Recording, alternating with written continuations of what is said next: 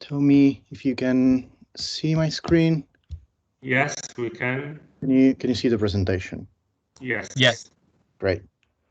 So first of all, thank you everyone. Thank you, Professor Falci, to invite me to just talk for you and talk about my basically what sums up what I have done so far in my PhD, which is measuring the adiabatic Non-Hermitian Berry Phase in feedback-coupled oscillators. So let's start over. I'm going to give you a quick overview of what I'm going to talk about. I'm going to give you some motivation of what has led us into the study of this topic, and then I will quickly go through the, well, not so quickly go through the geometric phase in the both Hermitian and non-Hermitian case. And then I will tell you about our experimental platform and the way we engineered interactions. And then I will talk about the results that we've obtained so far. So let's start with the motivation. So let's take a look at the title, and we can already see that there is something in here that it just looks extremely like a hot topic. So for example, there is the Berry phase concept, which has been quite important lately in the last 30 or 40 years to express the properties of system during a cyclic adiabatic evolution, and has been quite useful to describe some material and transport phenomena and then properties like the Hall effect or the anomalous velocity and so on and so forth. There also is the non-Hermitianity, which has been of great interest in the last 20 years. It encloses a wider range of Hamiltonians that hasn't been studied in both theory and experiment so far, and the combination of these two elements, so the non-Hermitianity and the Berry phase, in the last again 20 years, 15 years, has been of huge interest into the community. In particular, the combination of these two phenomena can lead to unusually boundary phenomena, and in particular, I will talk about the complex phase, which is not a boundary phenomena, but definitely is as interesting. And as you can already imagine, a complex phase means that during the evolution of a system, I have the amplitude of the wave function that is changing in time.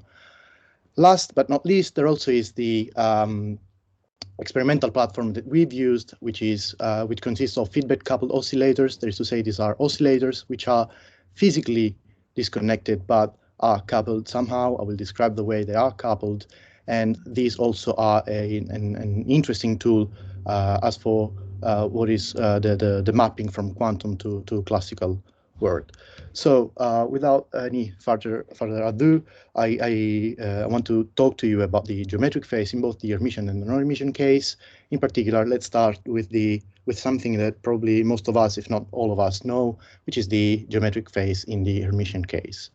So let's assume we have a Hamiltonian whose eigenvalues are these epsilon n's, and there are n, and the eigenstates are labeled as n. And let's assume that this Hamiltonian is a function of time, so that we can write down the eigenstates as a function of time themselves. Assume then that there is the ket that satisfies the time-dependent Schrödinger equation, which is proportional to the instantaneous eigenstate as a function through this coefficient c as a function of time, and then there is this phase factor, which is the dynamical phase. So if we apply the time-dependent Schrödinger equation to this state, what we obtain is that when we project on one of the eigenstates, we obtain that this proportionality factor, this c of time, is basically a phase factor, because we expect that at time t equals 0, the c of t equals 1, and there is to say that the ket satisfying the time-dependent Schrödinger equation is the instantaneous eigenstate itself. So this phase takes the name of geometric phase, and this is the shape of this phase. Allow me to say that these results only holds if this quantity here is small or 0. That is to say, if the adiabatic theorem holds. The adiabatic theorem tells us that if my system starts its evolution from an instantaneous eigenset of the Hamiltonian, and the evolution is slow, that is to say adiabatic, in the sense that these matrix elements are small as compared to the energy gap between two eigenstates, then our system is going to stay in the initial eigenstates.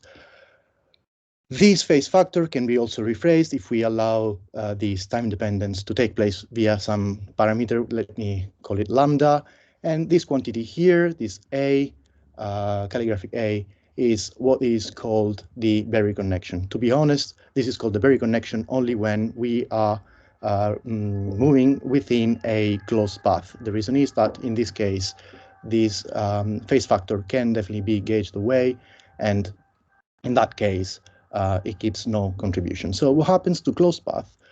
To closed paths, what happens is that this phase factor cannot be gauged away. We can also make use of Stokes' theorem that allows us to introduce this quantity here, which is called the Berry curvature.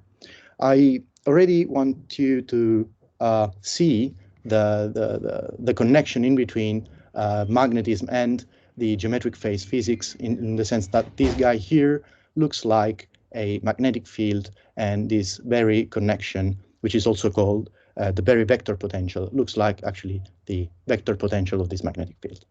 In order to stress again the relation between the two cases, between geometric phase physics and magnetism, allow me to talk to you quickly about this example of a spin-off particle in a rotating magnetic field. Assuming this magnetic field is rotating in an adiabatic way, that is to say, the magnetic field, the spin of the particle is always aligned with the magnetic field. This is the Hamiltonian describing the system. These are the eigenstates, and if we want to evaluate the Berry connection, and this is the result, we can also evaluate the Berry curvature as well. And you can already see something interesting about this Berry connection that looks like the magnetic monopole centered at the center of the parameter space. And we can then evaluate the Berry curvature, the Berry phase, which is nothing but the flux of this monopole through a surface S. So here is a figure taken from a paper from the 1987. So just to show you that there has been a huge interest in the last 30 years on this topic, just to stress that out. So again, let me underline the similarity between magnetism and Berry physics. So in magnetism, we have the vector potential, which is equivalent to the Berry connection in the Berry physics. Likewise for magnetic field, which is connected with Berry curvature. And again, Berry phase and magnetic flux through a surface are connected, just like magnetic monopole and the degeneracy between states. As you can guess from the previous slide, sorry, I forgot to stress that out. So as you can see here, these vectors are ill-defined at the origin. That being said, I can just now I can move now to the non-Hermitian part of the talk, in the sense that I'm going to talk to you about non-Hermitian quantum mechanics. Non-Hermitian quantum mechanics is born basically when someone observed that actually when we require from the postulate of quantum mechanics that an observable has to be Hermitian,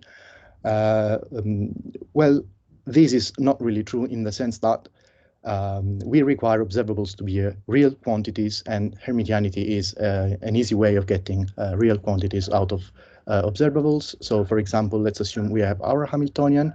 To its eigenvalues, we associate the energy, and we want this energy to be real. And in order to be real, actually Bender and Böttcher in 1998 demonstrated that Hermiticity is actually an unnecessarily strong constraint, in the sense that it is sufficient that it might be sufficient that the Hamiltonian is PT-symmetric.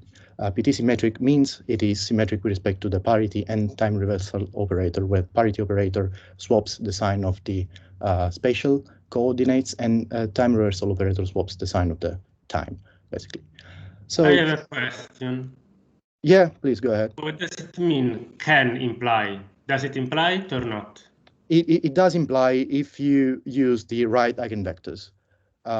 Because you have to find eigenvectors which are commutating with the PT operator as well. Sorry, eigenvectors that are both eigenvectors of the Hamiltonian and the PT operator. Okay, I did not understand, but maybe I will understand it later. Yeah, well, we can discuss about that later, but Okay. basically the idea is that. So, simply a question. I mean, how can I understand this using the spectral decomposition theorem? Let's say the spectral decomposition theorem says eigenvectors real Hermitian operator, just one to one, unless I have not really a Hilbert space but a Banach space.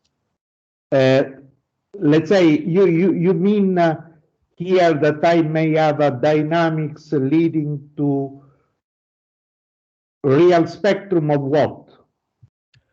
no, it's basically one of the symmetries of the Hamiltonian that can imply a real spectrum.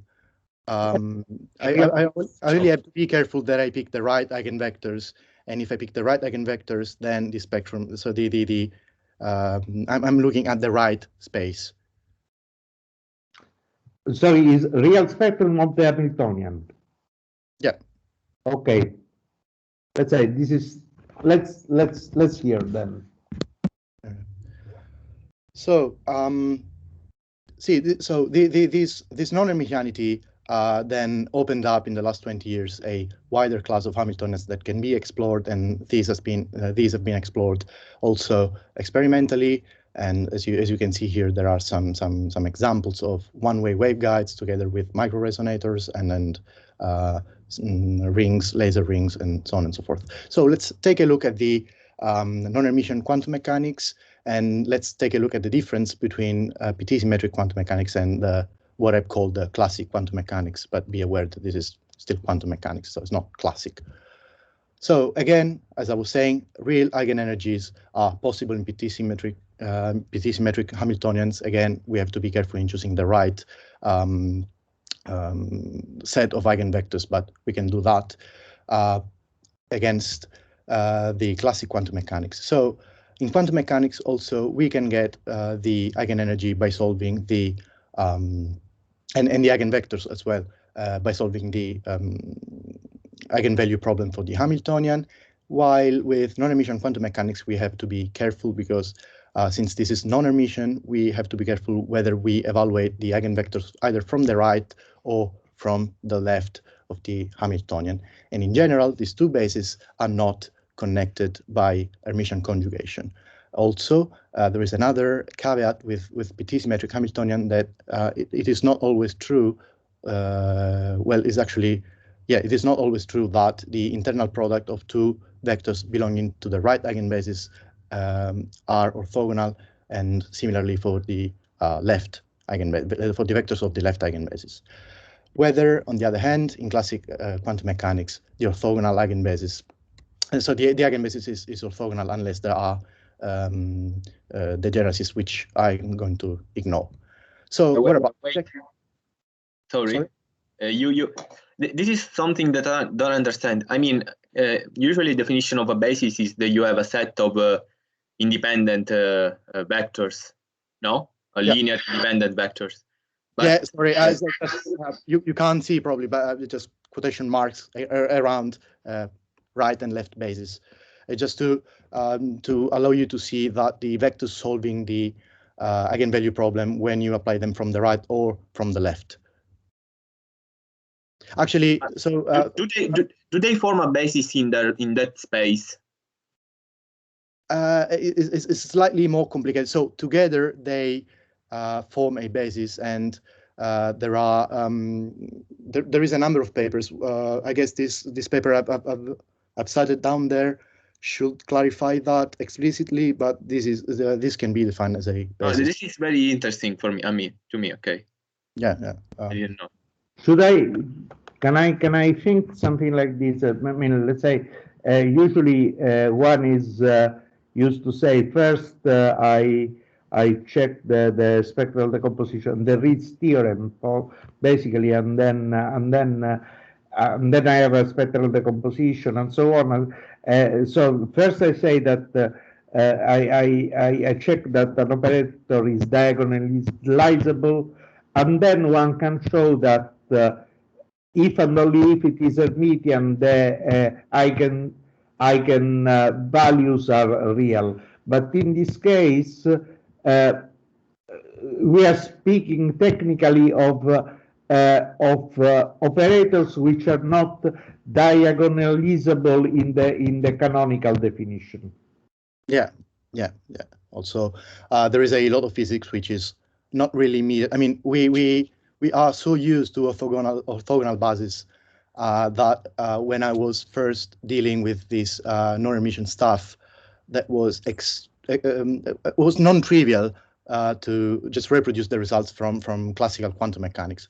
And indeed, if you allow me in a second, I will show you why this becomes slightly more complicated. Perhaps the point is that technically the operator needs not to be diagonalizable.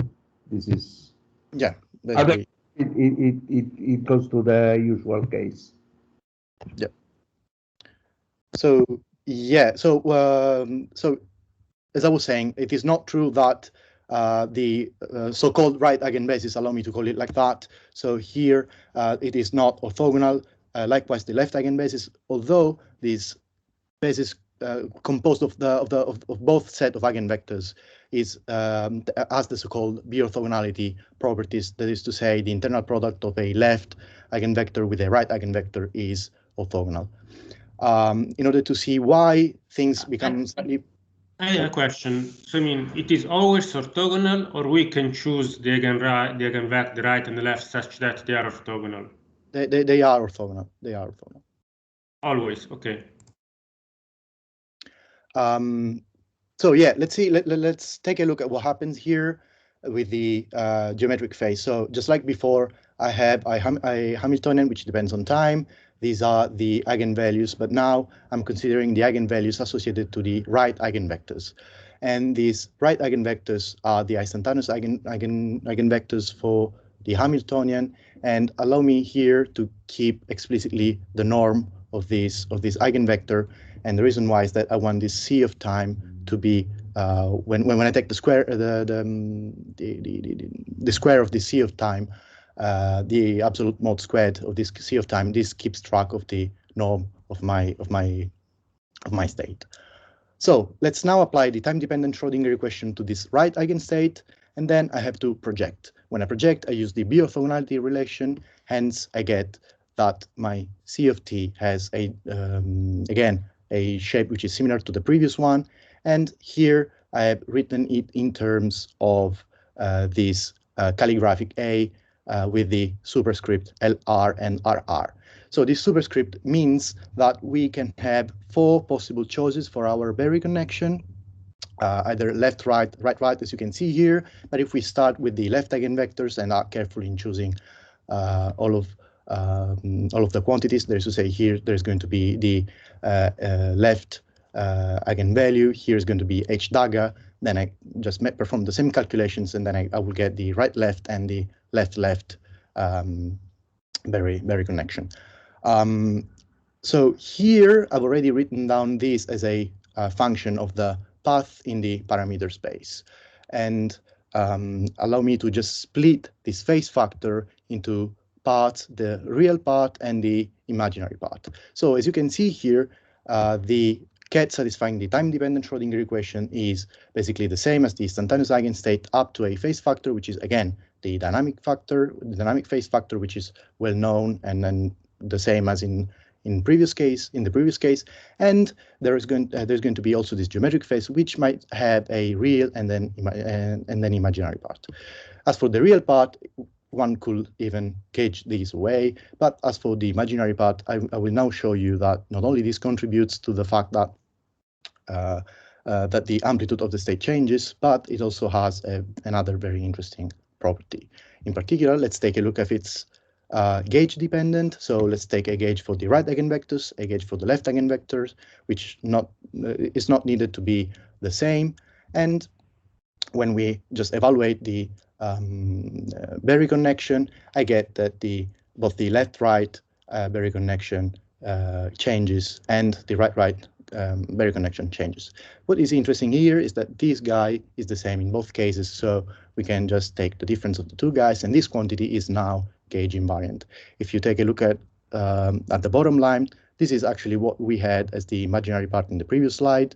And what is even more interesting about this phase factor is that this is gauge invariant along open paths. That is to say, this is going to contribute to the amplitude of the state, even though we are considering open paths. That being said, I can now stop for a second if you have any further question relative to this part, or I can move to the experimental platform and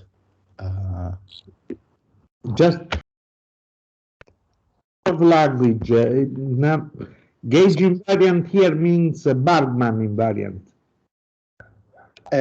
Yeah, I've chosen a gauge. Yeah, just to keep the terminology. Local rotation. Okay.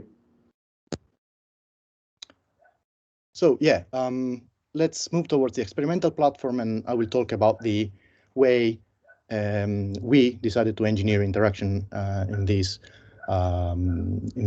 experiment. So the engineering of Hamiltonians is that's quite a long story. It all started with electronic materials, but then as time went on, also ultra-cold atoms, circuits, and photons have entered the stage in the form of optical devices and so on and so forth.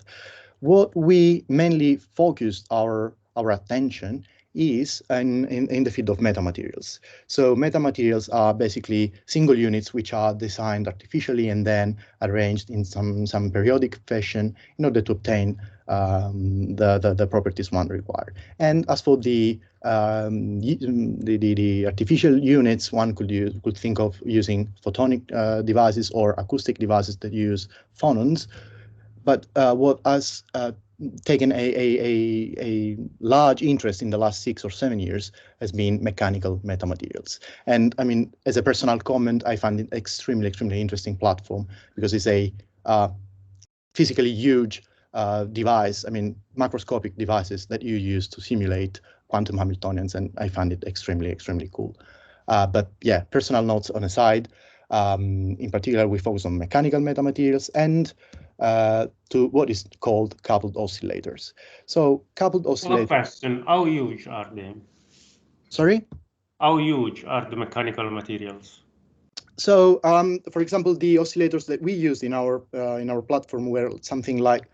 So the collaboration was with United States, so we're using foot and inches, but I guess they were supposed to be something like 30 centimeters of height, and width was around 10, 15, 20 centimeters. So it's like basically a large oscillator. But I will show you how things are implemented in there, and you will agree with me, this is a very cool platform. So yeah, as I was saying, coupled oscillator, it basically consists of, yeah, the word itself says that. So you have also harmonic oscillators which are coupled somehow, usually physically. And these have been revealed to be a very powerful tool for exploring a whole range of phenomena, for example, quantum Hall systems, spin Hall systems, Valley Hall, wild points, and so on and so forth. The limit so far is that all of them have a physical coupling so far, and this physical coupling restricts the number of phenomena that can be simulated. But the group of Urbana campaign led by Brass Gadway in Chicago, in Illinois, in the United States, is actually has thought about that, and they found a very interesting way of engineering interactions without even need of physical contact. What happens there is that at the time of the experiment, they only had 2 oscillators, and they were measuring in real time something which are called X and P, which are basically proxies for position and momentum. And then using a software, which is the one you see here, LabVIEW, they were simulating a feedback that was sent back to each of the oscillators. And in this way, the oscillators, which are otherwise physically well separated, were communicating one with each other in basically real time.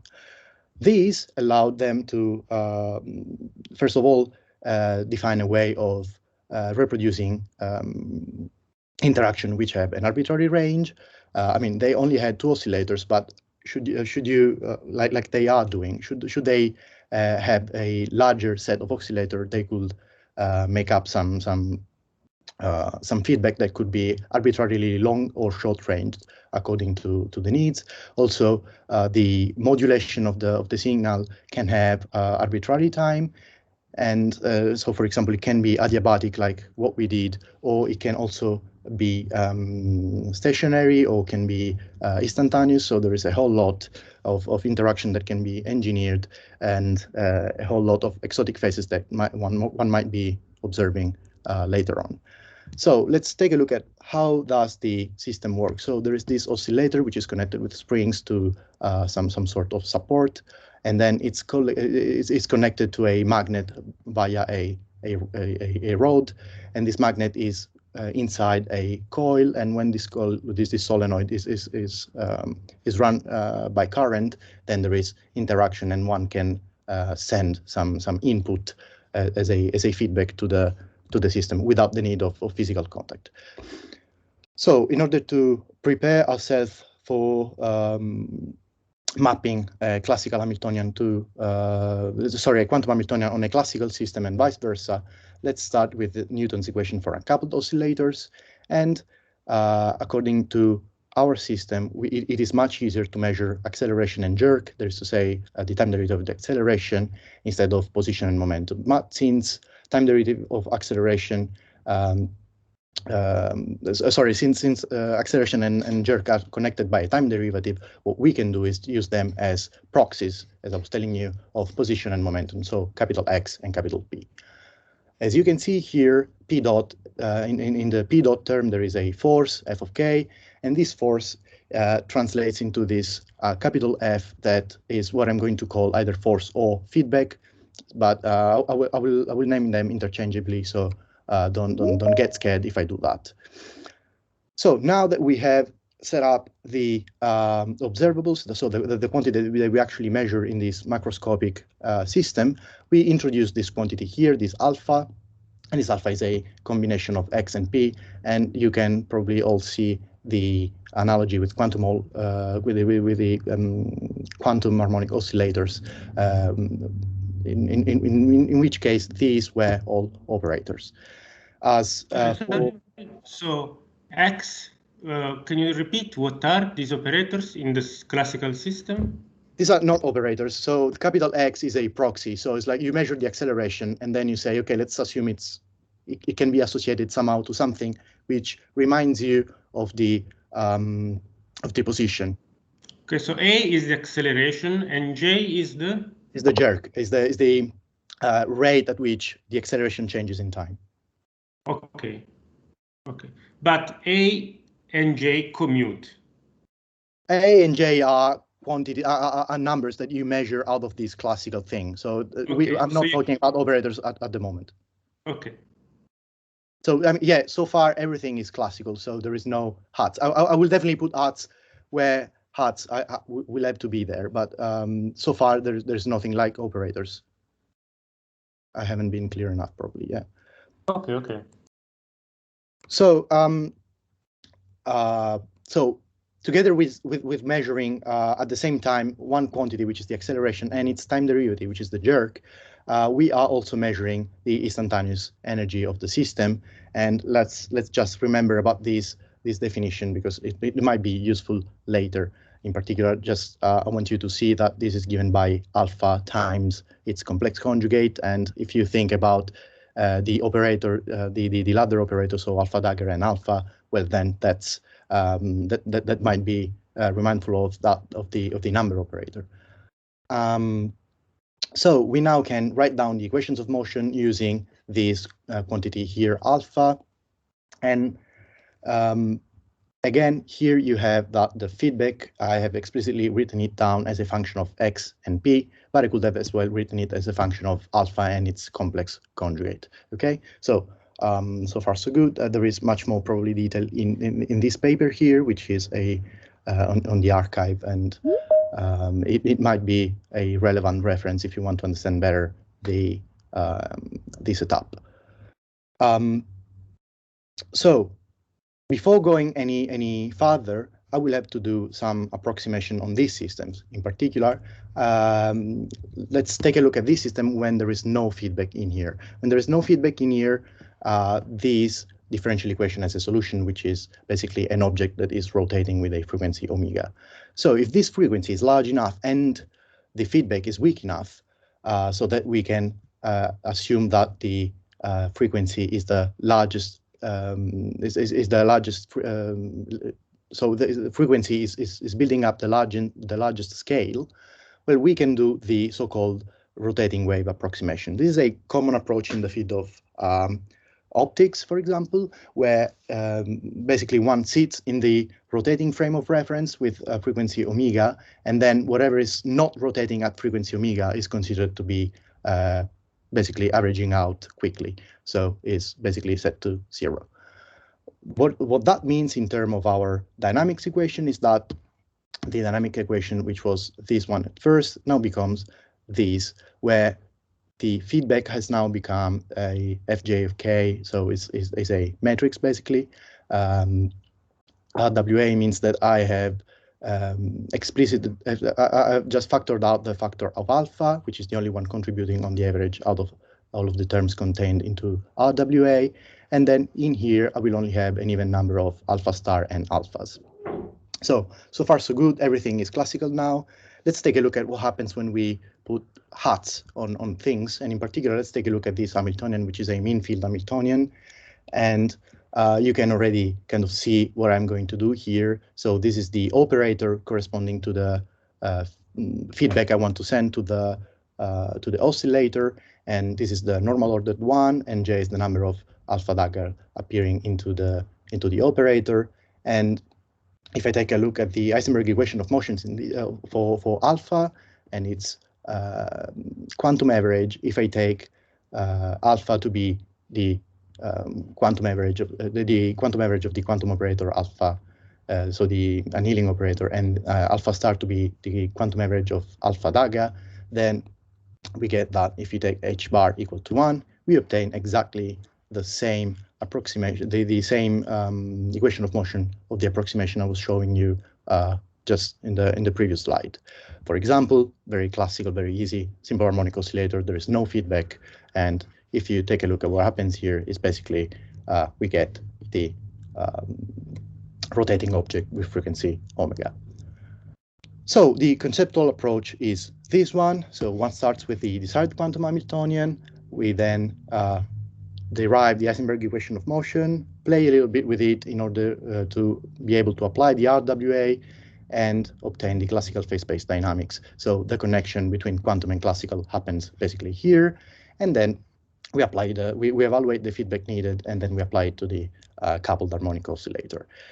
So far with this setup, we have been able to reproduce on-site potentials, gain either real and complex, that is to say on-site gain and loss. We managed to reproduce hopping with either complex, real, or purely imaginary, or even not purely imaginary, but we could basically do that, and also asymmetric hopping, which is, to me at least, extremely surprising, because you're using something which is a classical object, that is to say, has to respect Newton's third law, and it manages to reproduce some asymmetric hopping, which is a very interesting thing to do. And then we also managed to reproduce some synthetic interactions themselves. There any questions so far? Sorry. Yes. So, yes. Okay. is it correct if I say that this mechanical model is like a simulator of you? With this mechanical model, it's like you solve the equation of motion of the quantum Hamiltonian. So I mean, you simulate the Heisenberg equation of motion associated to some Hamiltonian. The hardest part, in some sense, is evaluating the right feedback to be sent to the coupled oscillator. But once you've done that part, then everything is much easier. Another thing that you have to be careful in doing is picking a feedback which is weak enough so that the RWA is still valid. The rotating wave approximation is still valid. Have I answered your question? Just I have, let me say, in this kind of discussions at a certain stage, it comes the question, how quantum, how classical. Let's say we know that, of course, we know RFS theorem. So basically, if you apply to this case, you have averages of linear systems.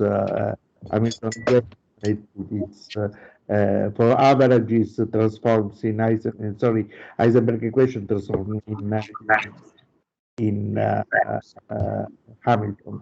So I mean, this is on the other hand. I mean, let's say I'm puzzled with this because we know that geometric phases are there also for classical systems.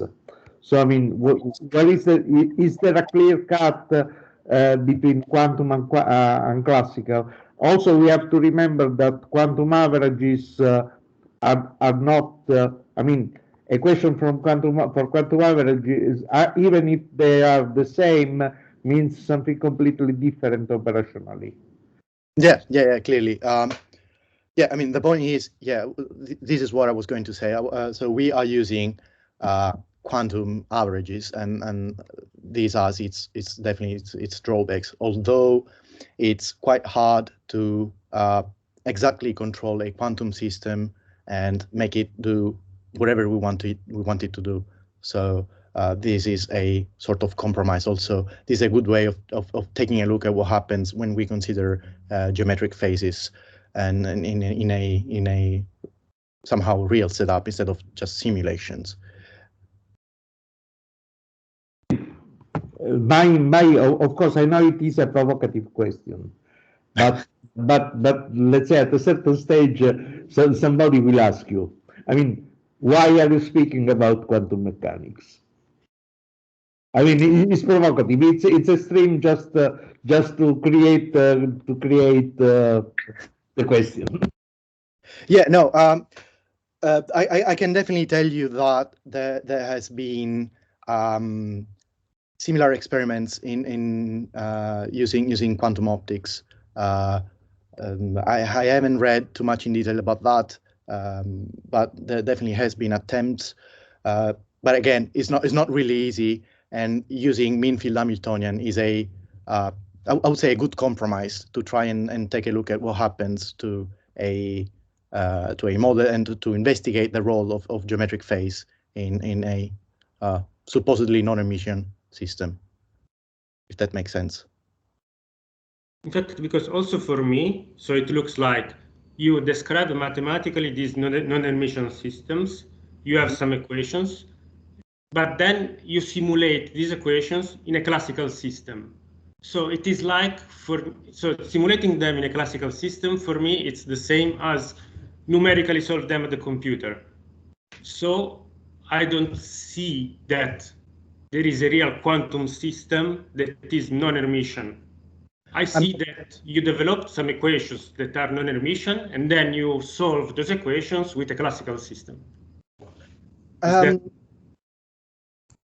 So as for the point, okay, I'm using a classical system to simulate the dynamics of a system that comes from a quantum Hamiltonian. Clearly, I'm using a classical system to simulate those equations, but then the results I would obtain with a quantum Hamiltonian, with a quantum mean field Hamiltonian, those would probably be the same. I would expect them to be the same. Yes, but my question is, there exists a system which is quantum, which has that Hamiltonian?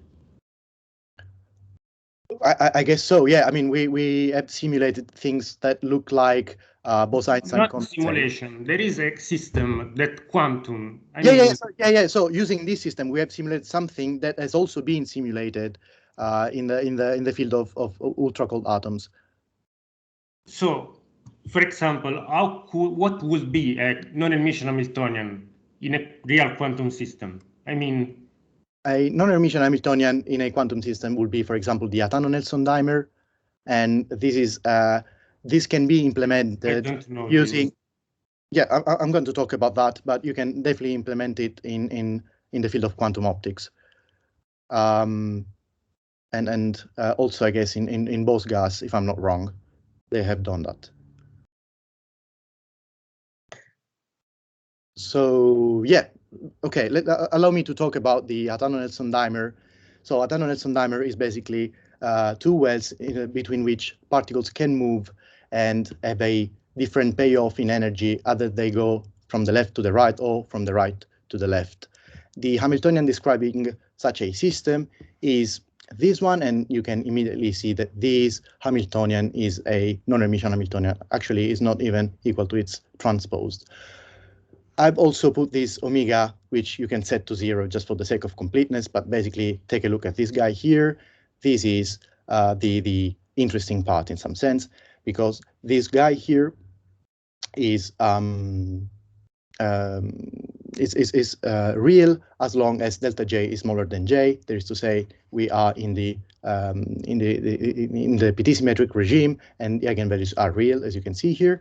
And as soon as delta J becomes larger than J, you are in the PT broken symmetry regime. Delta J equal J defines the so-called exceptional point at which energies coalesce, and so do the corresponding eigenvectors.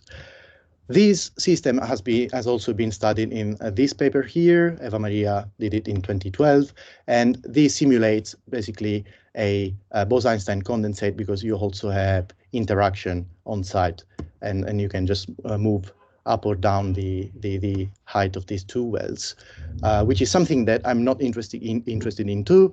So we were interested into a system which is slightly more suitable for our needs, which is a system in which I have that these two potential wells are shifted by the very same amount above or below the 0 of the energy. And these eigenvectors are, in this case, the eigenvalues, sorry, have this shape. And again, the PT symmetric regime is obtained as long as delta J is smaller, delta J squared is smaller than J squared plus delta squared. And the shape that this equation designs into the parameter space is a double cone with the apex at the origin. This apex at the origin is the equivalent of a magnetic monopole, is a fixtures magnetic monopole, is complex, and in this paper here, Hayward and Biancalana have these very nice plot that represent the complex magnetic monopole, whose peculiarity, as you can see here, is that so the magnitude of the field grows the farther one moves away from the origin. So what we are going to observe then is that the ratio between the final, so the population at time t versus the initial population is going to change exponentially here, according to twice the imaginary part of the Berry phase. And the Berry phase is evaluated in this specific case using elliptic integrals, as you can read here. So the first thing to do was to check the phase diagram and check whether this the system was actually respecting the PT symmetry. And in order to do so, what we did is that we just set at first delta equal to 0. Well, they did. They set delta equal to 0 and then checked at which value the adiabaticity of the system was broken, and the value at which J the value of delta J becomes so as soon as delta J becomes equal to J, then we reach the critical value at which we have the breakdown of the adiabaticity, and then the energy associated to one of the oscillator explodes. Again, I remind you that the energy associated to each of the oscillators is coming basically from the measure of X and P. Also, I will sometime talk about population, which is this n as a function of time, which is proportional to the energy. So I will interchangeably probably talk about them, but when I refer to one, just assume that I'm referring to any of the two. So once you've done this procedure for a large number of J's, you just determine the value of delta J at which you have the transition. Then you can describe the PT symmetric region and the PT broken region. Once this is done, we can just move and start taking a look at the actual change in population over time. And in particular, you can look, we looked at closed linear paths. So what we basically did, we were starting again with a 0 value for delta J, and then we tuned our feedback in order to have an increasing value of delta J, and then back to 0 as, so similar to this case, but the other way around. So just move, get to a maximum value of delta J, and then go back. Meanwhile, we measure the behavior of the energy or the population over time. What we saw is that the closer the closer to the PT breaking we get, the larger the increase of population over time is, and as soon as we go back to the initial value of delta J, also the population in the experiment goes back almost to the initial value, so to 1 in this case. Here there are some wiggles which have been also represented by the simulation that you see here with the dashed lines, and this simulation captured the fact that there are some non-residual non-linearities in the setup. Also, there are some non-adiabatic deviations that make the final population slightly larger than the initial population, but this is basically an error related to the platform that we are using. What you see here in the inset is that basically the value of the population is a function of delta J, and you see that this path basically tracks back on its own path. So this is consistent with the adiabatic evolution as we expect on a time reverse path in the case in which there is no non-Hermitian flux enclosed into the path. Then we repeated the measurement using a circular path. There is to say, we started again with a 0 value of delta J, but now we made both J and delta J change over time in order to build up a circular path in the parameter space. Again, also, this circular path is not enclosing any non-Hermitian flux, so we expect the final population to be the same, or at least almost the same as the initial population. And as you can see here, more or less, we get it up to, again, some non-residual non-linearities. Another thing that you can see here is that this plot is almost symmetric with respect to the half time of ramp. So also this is a good measure of how good the simulation was, and then how adiabatic the evolution was. So again, this also is consistent with the closed path enclosing non-Hermitian flux. In this case, is a loop.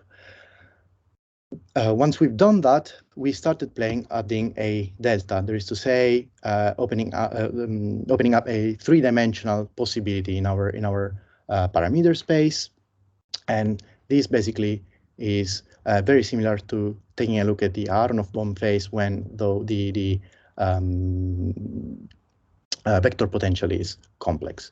And what we see here is that, sorry. What we see here is that we repeated the measurement for different values of delta J. And again, you see when delta J equals 0, we basically are in 2 dimensions, and we just moved in these ellipses, actually, which these are not circles but are ellipses, but never mind. And there is almost no change in the overall population, no net change in the overall population after one entire loop. And as long as delta J is taken to be larger, then we have an increase in energy growth or decay in energy after one cycle. The black lines that you see here are the expected values from a exactly adiabatic evolution of the system. The dotted colored lines you see here are representing the simulations that again capture quite well the wiggles here and also here of the system. And then these continuous lines are the experimental data. We repeated these experiments for two different ramping time, there is to say, making basically the evolution slightly slower and or quicker. And again, you see that the experimental data, there is to say, the final population or the initial population after one cycle are actually quite well represented by the adiabatic expectation. So the black dotted line, and then the colored lines, which are the simulations, are well representative of the experimental data. Again, here I report again the formulation in the case of a closed path, and is the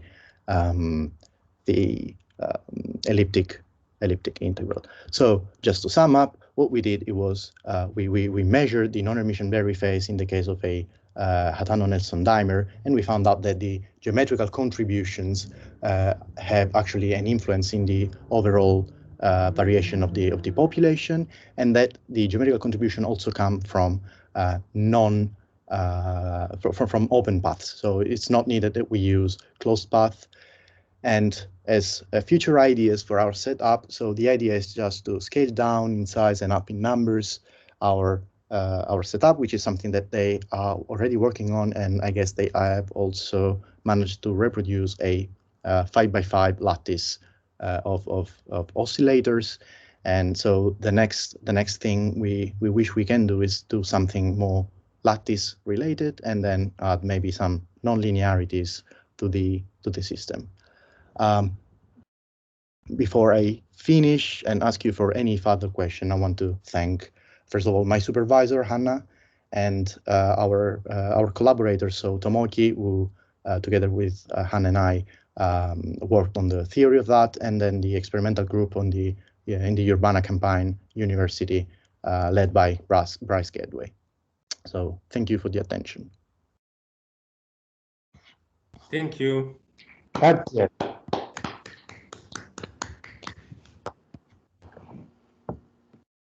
Are there any questions? I have a curiosity. It's just to understand the Bargman or gauge invariance of the Berry phase for open paths. If I let's say if I imagine to let delta J going to zero, it seems that I have not a continuity. So I mean, I pass from quantities that are gauge invariant. I mean, this delta J on the off diagonal term. Mm-hmm. If I let it go to zero, then if I correctly understood, one goes to the standard case, and then the Berry phase is not. So yeah, okay. If delta J goes to zero, this Hamiltonian is a Hermitian Hamiltonian, and these quantities here, this delta here goes to zero. Yeah, I forgot to highlight these. So by the definition of this left-right Berry connection, if you look at it, as soon as you don't have any difference between left and right eigenvectors, this difference goes to zero. So there is no contribution for open paths. Okay. The other thing is that I'm used to, you know, that there are two languages to introduce Berry phases, is that quantum optics and NMR. I mean, in a sense, you don't need Berry phases if you assume that you have parallel transport, and you do not. I actually don't like the idea of I mean, let's say the point is that gauge invariant or lack of gauge invariant is related to the fact that the adiabatic approximation itself is not invariant. I mean, if you change the local gauge, you introduce some diagonal elements in the part of Hamiltonian you are neglecting. Yeah. So yeah. This is the adiabatic theorem, the adiabaticity of the evolution in this case, we kind of, so since we were only considering real energies, and this is something quite common around, if you have real energies, you are, in general, you tend to be happy of using the adiabatic theorem from the classical quantum mechanics. But in the non-Hermitian case, if you have complex energies, then the adiabatic theorem is slightly more complicated than that. So this is not really so immediate. There is a lot of mathematics behind that, which was well beyond the scope of this talk. okay. Thank you. But yeah, I mean, I definitely agree with you. So using the adiabatic theorem is, in this case, we did it, and when we were conscious that we could do that because we were dealing with real energies, but otherwise it's not so straightforward. By the way, there is a not really systematic but effective way to deal with non-adiabatic corrections, of course. Did you check this? We checked this, yes, and this is kind of like the there definitely is a way, but it was going to utterly complicate the theory, and in the end, there was also a good component of noise coming from the experimental setup. So it was probably not worth not worth the game, as you can see here already. So the experiment and theory might match, but just qualitatively. I mean, it's a decent match, but it's just qualitative. So it would have been probably we should have taken care also of many other corrections, which was not worth probably.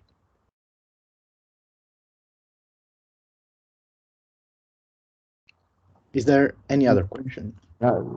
Before the other question, I said, you just triggered me when you said that it's a noisy system. You know, Berry Phase is for noisy systems. So.